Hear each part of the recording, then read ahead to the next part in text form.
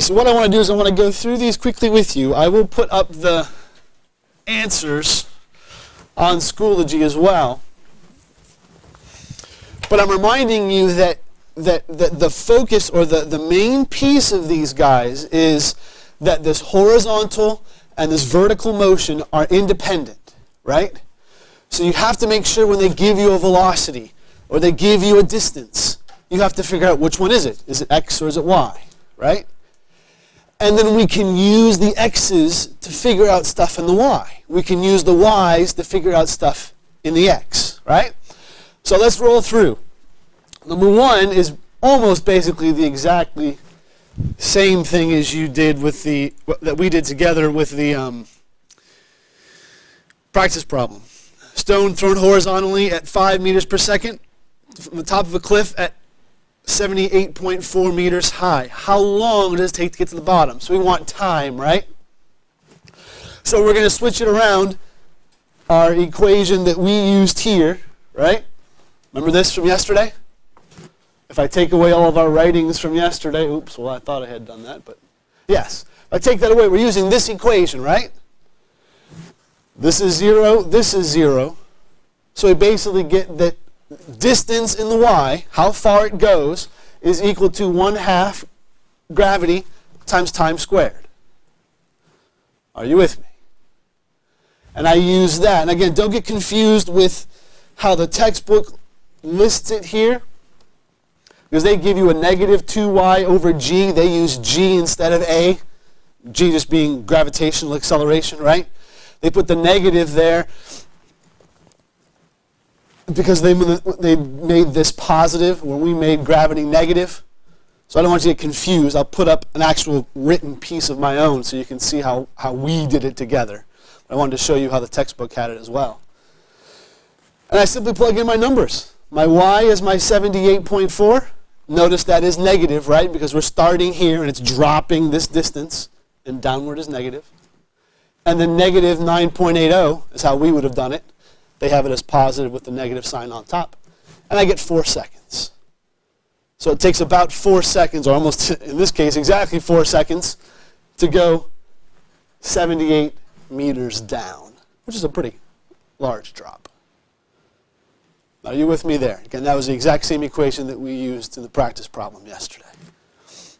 How far did it go? Because again, remember, it was thrown outward, right? Horizontally. It was like Ethan tossing the ball yesterday, right?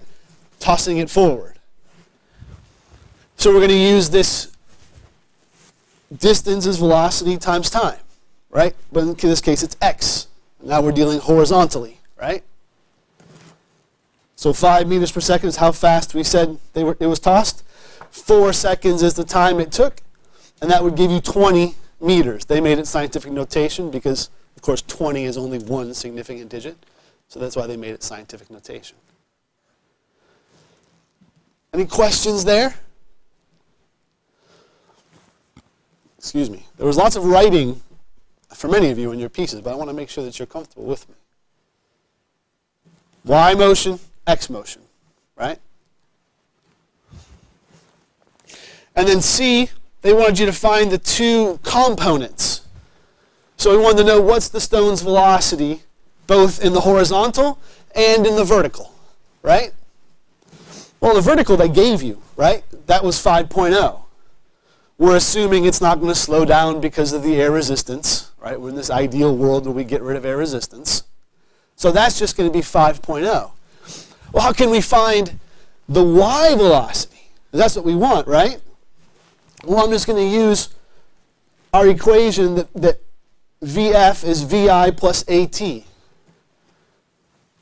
Remember this? Again, if you go back to, in your textbook, on page 155, they list you our equations. This is that we learned back in chapter 3, that we've used each chapter as we've moved along here, right?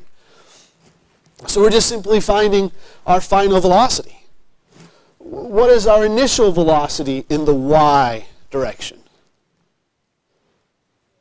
It would be 0. But wait, didn't we say it was 5.0? That's not y, that's the x velocity, right? So please understand, that's why you have to make sure you put x or y with these velocities and distances. Okay? So the initial is 0, so I just have simply gravity, 9.8, times the time it falls, 4.0. And so I get 39.2 is my velocity that this thing hits the ground. Again, in the y dimension.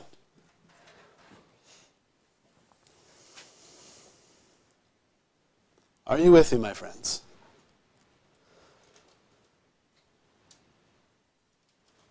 It's a lot of quietness. Maybe this is too easy, or maybe you're just totally lost. Some feedback? With that one you're okay with. Good. The other two, what they do, and we'll talk about this, is they just taking and combine some x's and y's together to find things. So there was a little bit more complicated. This is the one I want to make sure you are 100% solid with. Because the next two were a little bit complicated. I'm not going to lie about that. Okay, I see lots of head shakes, so I'm going to move on. Number 2. So, you have some giraffes that are going off an assembly line, right, off a conveyor belt. And the box is 0.6 meters below the level of the conveyor belt. Is this y or is this x? Y is below, right? So it's in the y dimension. And 0.4 meters away from it, x or y. That's x. So it's like the trash can, right? Is a little bit here and a little bit there. Right? And so we want this to come and fall right into the box. You can make those both the final. You can do it either way, but it's easier if you make those your final distances, the distance it has traveled, and you make this as your 0 point, right where it leaves the conveyor belt. It's a good question. And they want to know, what must the horizontal velocity be? So we're trying to find Vx. Are we cool? And if you want to be more specific, it's Vxf, the final velocity of this thing. Which in this case is the same as the initial. But so this would be, these are distances, right? So that would just be our x and our y, just displacement.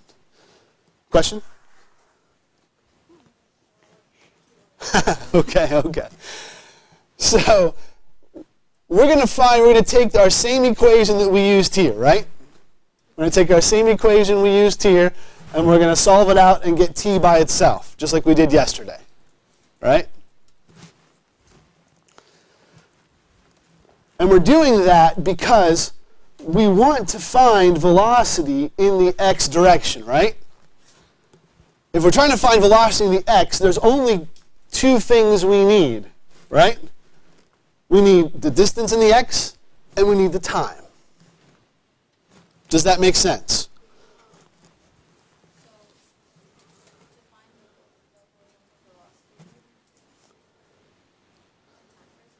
Right, because see, this is the equation we're going to use to do that. Because there's no acceleration, it's just this motion horizontally, right? The only acceleration is because of gravity. So we need two things. We need x distance, x displacement, and time. Right? But we don't know time, right? They don't give us time. But are you comfortable I can take this and rearrange it to find time? Just like we did in the last problem? And if I've got this equal to time, I can then take that and plug it in for t. Does that make sense? This is where I was saying we have to use both the x and the y pieces in order to solve just this x piece. So that's what they're showing you here. That once we move this around, then we take and we plug it in, and we solve the pieces.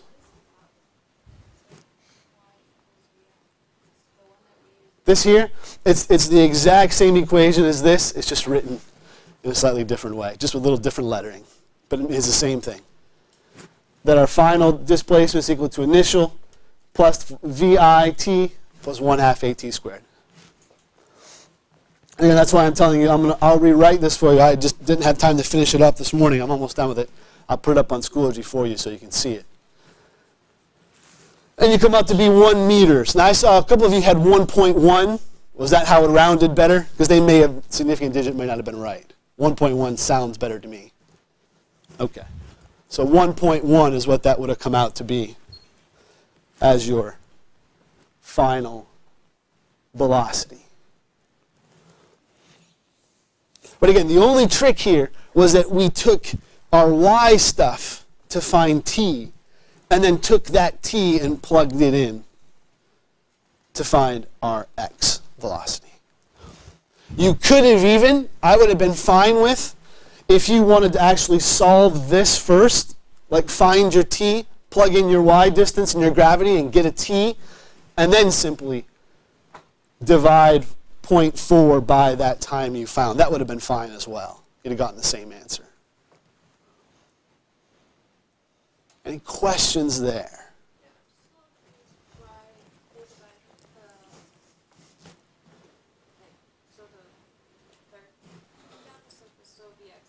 Mm-hmm. Right here you're saying? So this was the original equation, right? Is that x, or distance, is velocity times time, right? But we're trying to find velocity. So you just take the time equation. Exactly. Yep. So it became, instead of it being x is v times t, it became v equals x divided by t. And then this is just what they plugged in for t. Yes, ma'am?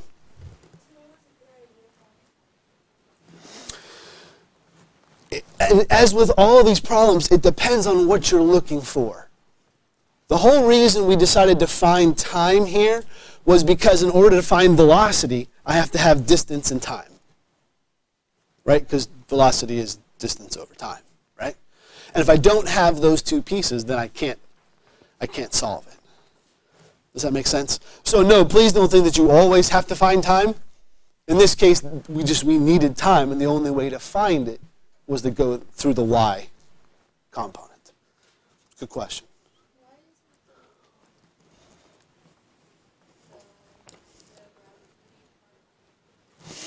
Again, how they do their pieces here, they put the negative sign up here and make that positive.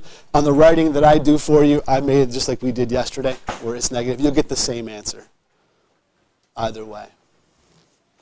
You just have to account for the negative in some way, that we're moving downward, right? Matt, did you want lunch? Okay.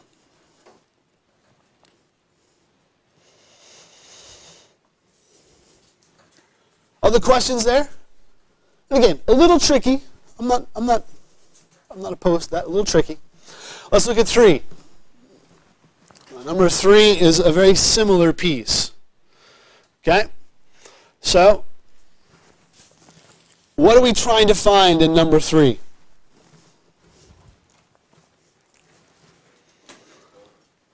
What's that?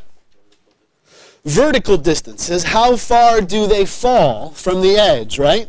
So that would definitely be a y is what we're looking for. Okay, what are we given?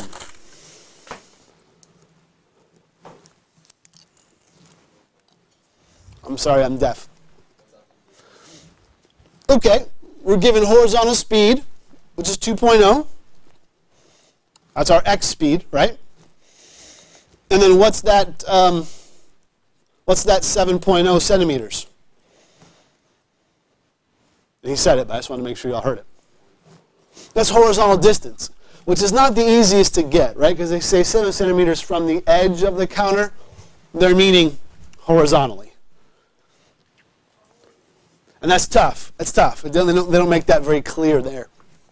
How you know that has to be horizontal is because they're asking you to find vertical. So you can't have been given it and then asked to find it.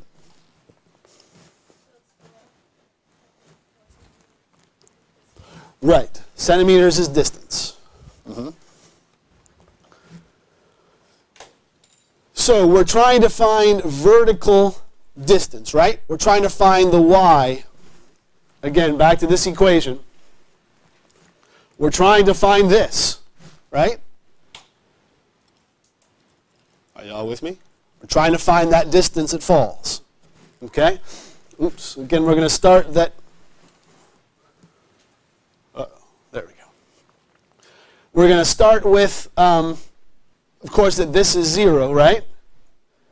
Our initial is this. Yes?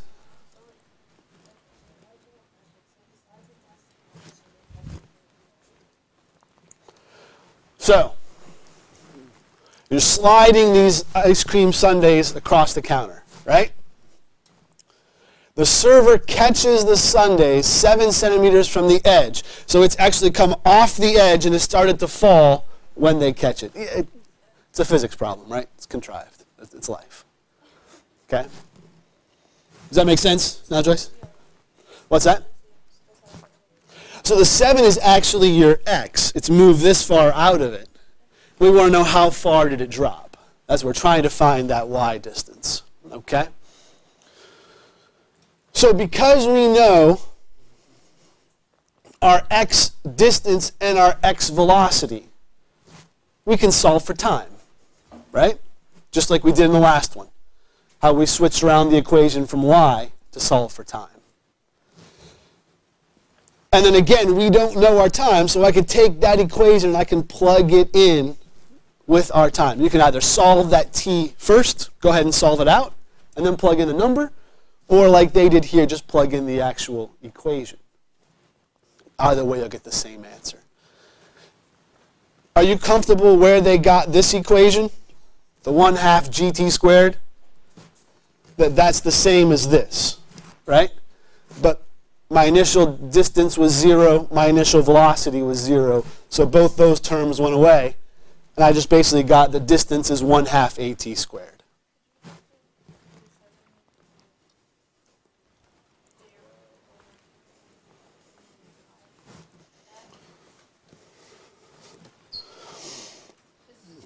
Right, I could go ahead and divide that and that would give me my time, absolutely.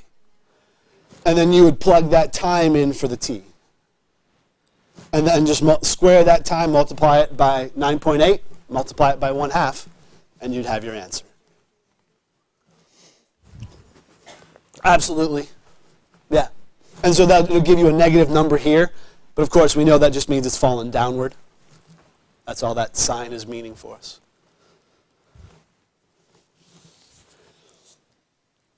Are y'all with me? Yes, ma'am.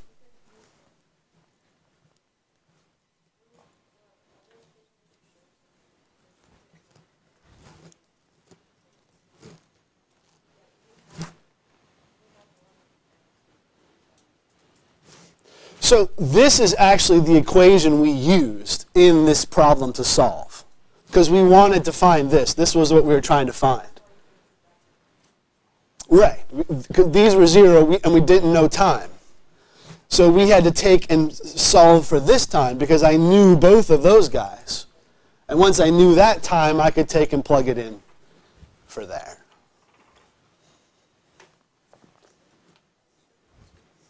Yes. The answer that they give us here is 0.006 meters or 0.6 centimeters. Because, of course, you can't forget that they gave it to you as 7 centimeters. So you got to make it 0.07 meters. So are you comfortable that that barely fell at all? I mean, not even just over 1/2 of a centimeter. That's, this amount. It barely fell at all. But there was some y distance. Are you with me, my friends? Again, the key point here, and again, I'll put up on Schoology these answers so you can make sure you check them out.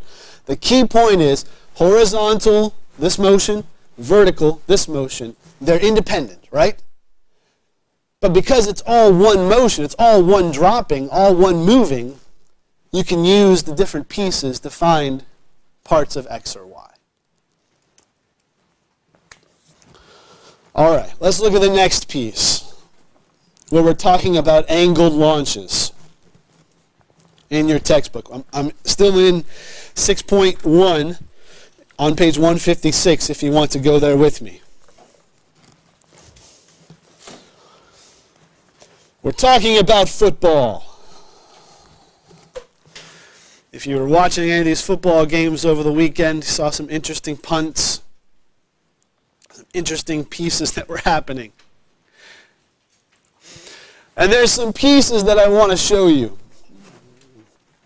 There's kind of 3 different categories or 3 different somethings I want you to be able to know. And these are not in your textbook in the form I'm giving them to you like this. So it might be worth you writing them down. Again, I'll put this on Schoology as well.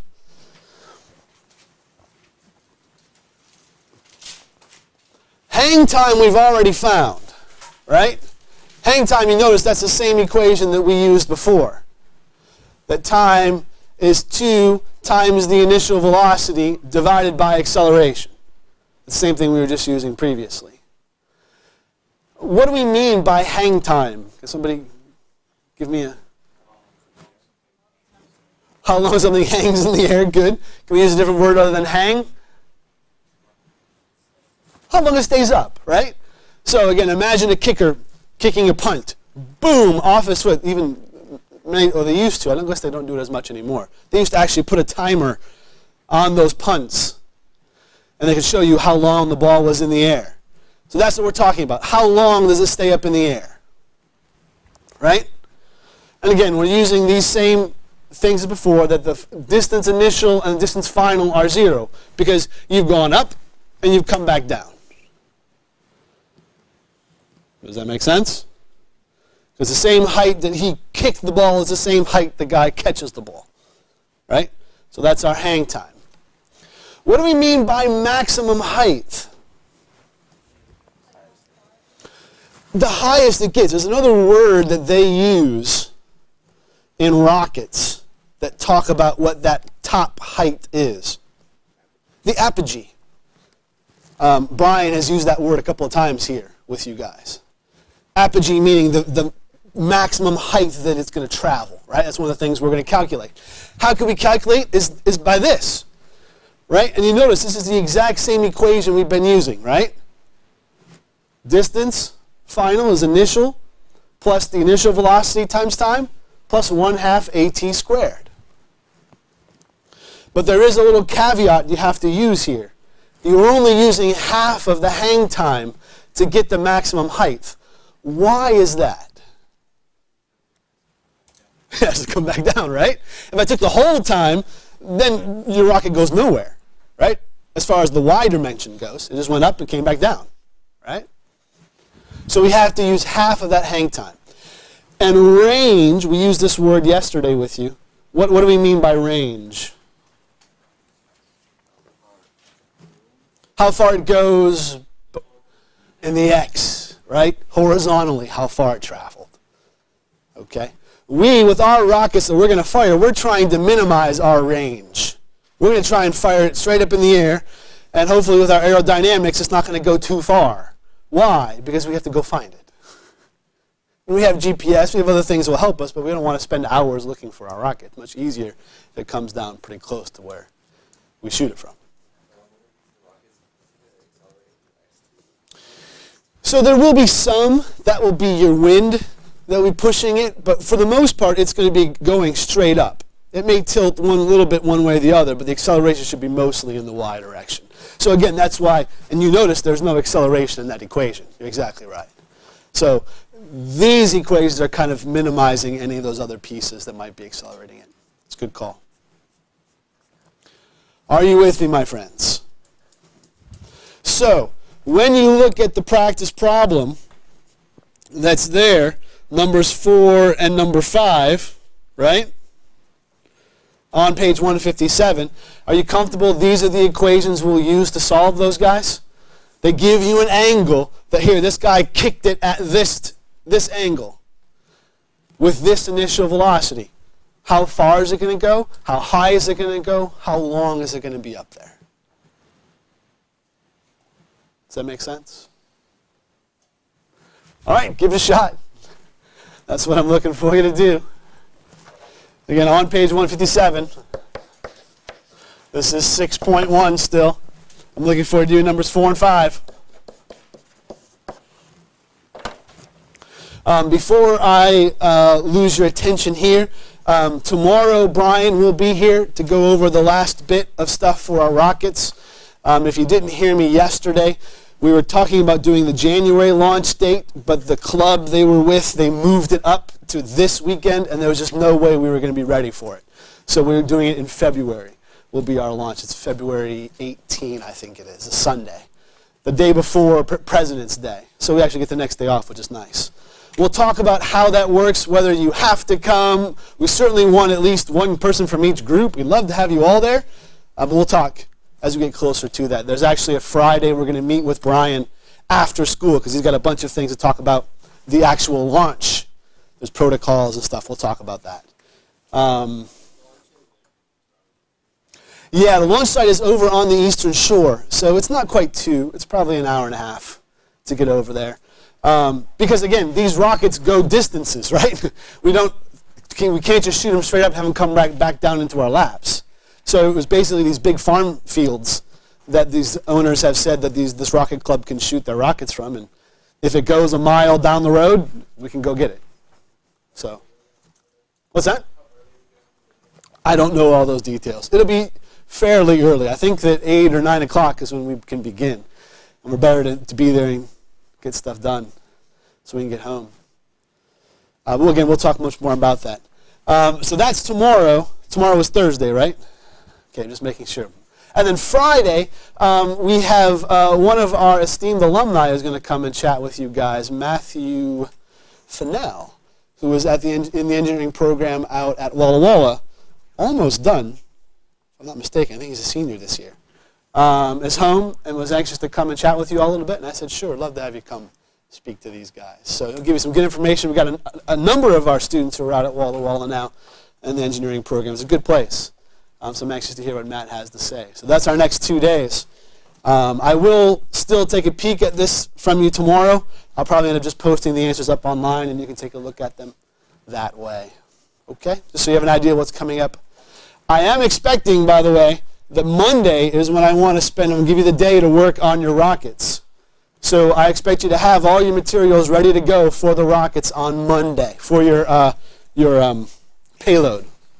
Okay? So I'm going to give you that fair warning now. It's Wednesday. By Monday, I need you to have all your stuff ready so that we can be ready for that to go. Okay? Any questions with any of those pieces? It's a whole bunch of stuff to throw at you at once as you're trying to do problems. Cool? You got, again, about 6 minutes. Rock and roll.